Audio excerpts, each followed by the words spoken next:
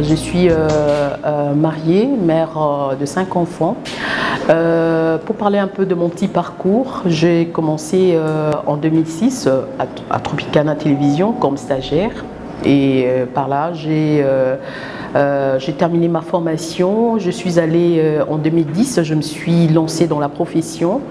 J'ai commencé par Horizon 33. En passant par Couleur Télévision, Amen Télévision, et puis de structure de communication. Et c'est en 2014, novembre, que je suis ici à la RTS 1 comme journaliste et reporter tout d'abord, présentatrice du journal télévisé et aussi des émissions politiques, les débats ouverts et puis Qui dit vrai.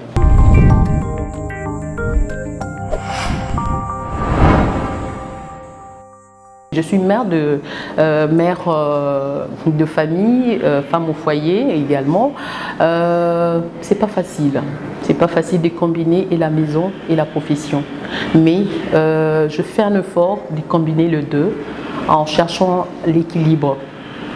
En cherchant l'équilibre, c'est avec beaucoup d'efforts que je m'implique pour donner le meilleur de moi-même.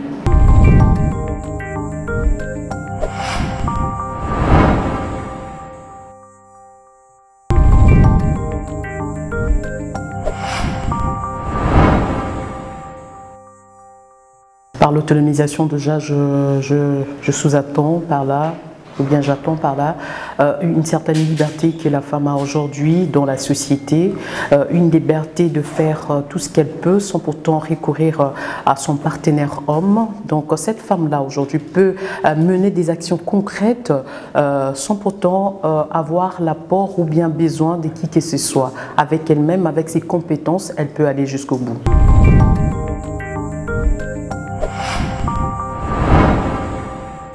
Aujourd'hui, c'est nécessaire pour la RDC d'avoir plus de femmes, d'autant plus que cette femme d'abord, déjà il y a un adage qui dit « éduquer une femme, c'est éduquer toute une nation ».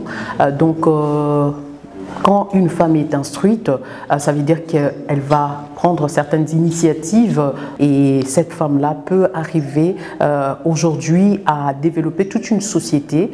Donc, cette femme peut faire beaucoup de choses alors.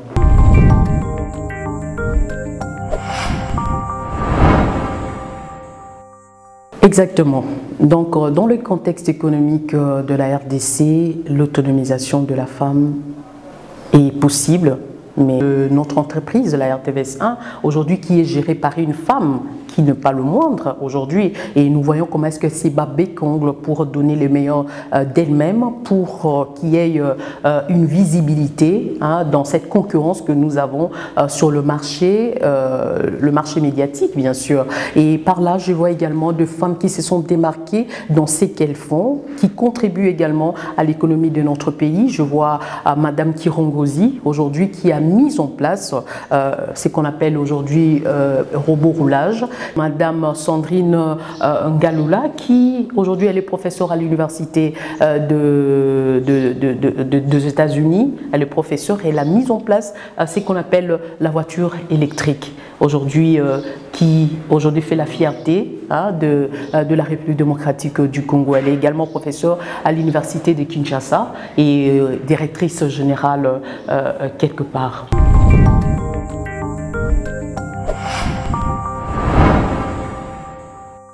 Quelque part, nous voyons, malgré qu'il y a des femmes qui s'instruisent, mais il y a un taux limité de l'instruction de la femme. Il y a un problème de l'ambition, je peux dire, manque d'ambition. Il y a ces problèmes-là de la formation qui s'en mêlent. Il y a ces problèmes de complexes. Cette femme n'arrive pas à s'assumer, à s'assurer là où elle se trouve. Donc voilà un peu cet obstacle-là.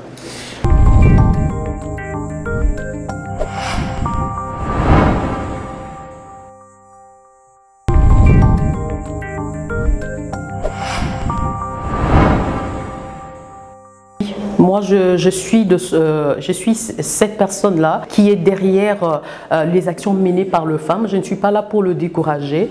Je suis de ces femmes-là qui sont là pour encourager les autres d'aller de l'avant, de ne pas se décourager, de prendre le destin en main, d'aller et d'atteindre le point d'achèvement.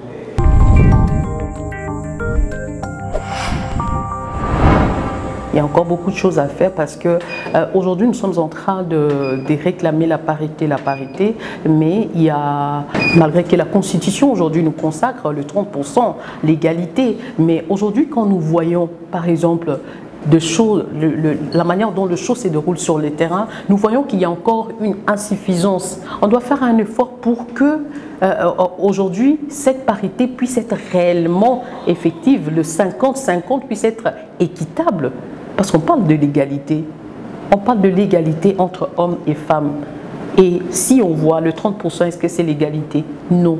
On doit faire encore mieux, s'investir dans des formations, d'étudier comme il se doit, d'aller à l'université, d'avoir des ambitions, de mettre en place des projets pour qu'elle puisse contribuer au développement de son pays.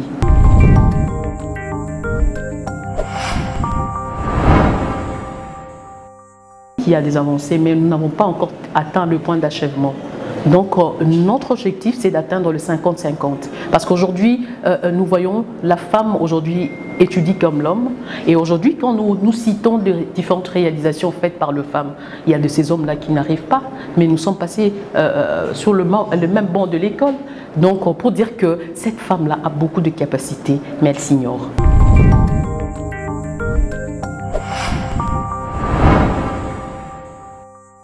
Aujourd'hui, ce que je peux donner comme conseil aux filles et aux femmes qui me suivent au travers de cette émission Un jour une femme, c'est que tout d'abord, il faut commencer d'abord à croire en soi. Croire en soi. Il faut croire en toi. Il faut avoir des ambitions. Ne pas se laisser faire, ni se laisser marginaliser.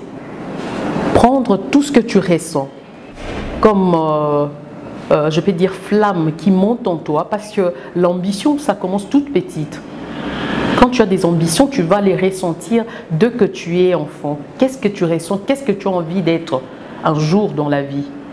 Il y a beaucoup de filles qui manquent d'ambition aujourd'hui. Je vous exhorte au travers de cette émission d'avoir des ambitions et de prendre ces ambitions, si vous n'arrivez pas à les concrétiser, de présenter auprès de personnes qui ont déjà pignon sur rue, de pouvoir vous orienter dans des structures appropriées, de pouvoir vous orienter dans ce que vous faites. Et on va voir que ce que vous avez peut-être sous-estimé aujourd'hui, demain, ça va produire de fruits et ça sera bénéfique pour la société tout entière. Et voilà.